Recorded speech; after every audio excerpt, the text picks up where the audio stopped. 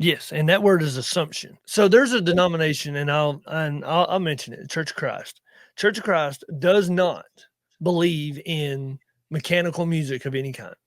They don't believe in pianos, guitars. It's all strictly a cappella, no music, no drums and tambourine. Are they? I don't even know if they're allowed to clap their hands. I don't know. I don't know. I've never been to one. And I asked a guy one time, why is that? And he told me that it is because they infer that because nowhere in the New Testament, well, this is where I learned the word inference. I had to look up what inference was. This is early on in my walk. He'd said that because there's no mention anywhere in the New Testament of them playing music at all, that they infer that you're not supposed to. And what they've done is they've taken that to the point of, if you play music, it's sin. And so we can get into that discussion.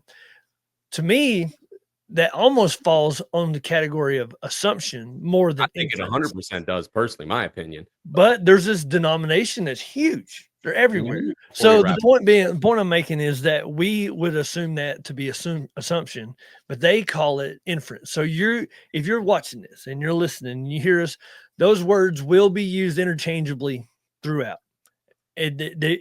We're going to try not to. We have different definitions of it, Well, because you have a denomination using the word inference on what we would come up with an assumption. We would say we're assuming that, So let's look at your definition, and I say yours because you did all the legwork on the definition side of assumption here.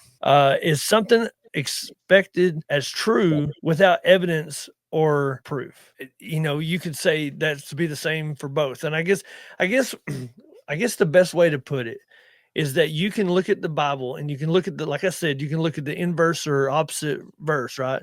And you can see what's there and you can see what's not there. And that would be more of inference. But if you're just assuming something without any biblical backing to it, then you're just assuming that. And I think that's where we will land on our definition of assumption versus inference. Does that make sense?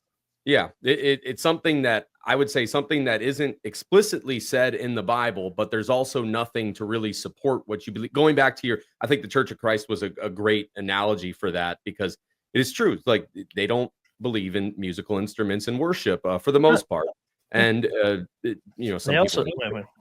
Yeah, but so so they don't believe in the use of musical instruments, and there's others, but that's an assumption that they never used instruments in the New Testament. Just because it wasn't mentioned doesn't mean that they didn't do it. They're just assuming that there's no proof or evidence to the contrary, and that can't be in context because it wasn't written down. So it's unfortunate.